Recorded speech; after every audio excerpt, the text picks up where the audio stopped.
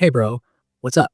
So the game's rolled out a fresh patch version 1.08, and I want to walk you through every juicy detail in a way that actually makes sense when you're playing late at night and muttering about weird column behavior. First off, if you've been grinding burst runs or pushing for leaderboard climbs, you probably noticed some weirdness where columns would just vanish at the worst possible moment. This update finally fixes that disappearing columns while in burst bug. And that's a big one because it directly affects combo consistency and those edge case clears that used to feel like pure luck. Then there's the improvement to the customization section. Any cosmetic or customization item you pick up from weekend Lumi live events now shows up instantly in your customized screen, instead of making you restart the game or reload menus to see it applied. It's one of those small things that make the whole experience smoother and more rewarding when you're unlocking stuff. The data ranking screen also got an important tweak. Local scores now show up even if you aren't ranked globally. So if you were scratching your head wondering why your score seemed invisible, that's sorted out now. It's just a cleaner and more transparent way to track your progress. For the burst battle players, this update tightens things up in a few key areas. It fixes a music loop issue that would kick in if you started a match from the customization screen, which was such a vibe killer when the same few seconds of music would loop endlessly. It also cleans up a couple of UI hiccups where the burst count could vanish mid-battle, or the versus screen animation would misbehave when watching matches from data or customize. These fixes might sound small, but when you're actually in the middle of a fight, every bit of clarity and consistency matters. And for those of you on Steam, this patch might honestly feel like a mini lifesaver. It addresses navigation issues that popped up after opening the graphics tab in options, and it finally prevents the game from auto-launching in VR mode if you've got a headset connected. That's a relief for anyone who just wanted to play in desktop mode without the surprise of their headset firing up uninvited. On top of that, the team tackled several journey and survival mode issues. Those random moments where sounds would stop playing or sections of the UI would just vanish mid-stage should be gone now. Plus, there was that awkward bug where the cursor would go missing after toggling options in journey mode, and that's been cleaned up too. I think what makes this update actually meaningful isn't just that it fixes bugs, but that it fixes the right ones, the ones that mess with gameplay integrity and consistency.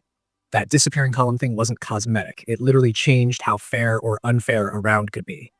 It's one thing when you lose because of a mistake. It's another when the game engine eats a column and breaks your combo. Fixing that puts control back in the player's hands. Same goes for the burst battle audio and UI glitches. Music loops and missing counters might sound like tiny issues, but they really mess with timing and rhythm-based play. When those things are off, your instincts can't line up properly, and that's frustrating in a game that lives on flow and timing. The Steam-specific changes are also the kind of under-the-hood polish that makes a massive difference long-term. Forced VR launches were a legit nuisance. Anyone with a headset plugged in knows that weird flicker moment where the game can't decide what mode to start in. That's gone, and it means smoother startups and fewer technical interruptions. And those journey survival audio and UI fixes, those are the quiet heroes of this patch. You might not notice them when they work right, but when they're broken, they completely throw off immersion and progression. Now, those stages should feel consistent from start to finish. No random silence or invisible elements breaking the rhythm. Also, something subtle but important, localization and UI text fixes.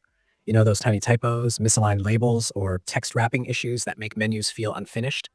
Yeah, they've gone through and cleaned a bunch of that up. It's not flashy, but it's part of that feeling where suddenly the game just seems tighter and more professional, even if you can't put your finger on why.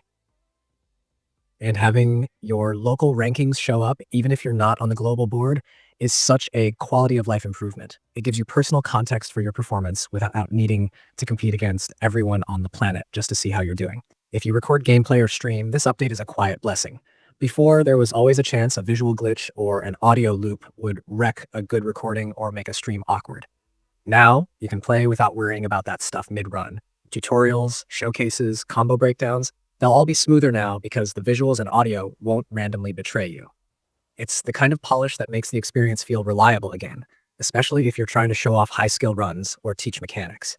For completionists and casuals alike, the update just stabilizes everything. You can jump into journey or survival, and the soundscape holds together, the visuals behave, and progress feels right. On PC, no more random VR pops or option menu crashes. On console, fewer visual hiccups and cleaner transitions between modes. The entire thing just feels more cohesive. To be real, this patch doesn't bring in new content or massive feature additions, but that's fine because it doesn't need to. What it does is build confidence back in the foundation. making sure that when you pull off a perfect sequence or chase a leaderboard climb, you can trust the game to behave exactly as intended.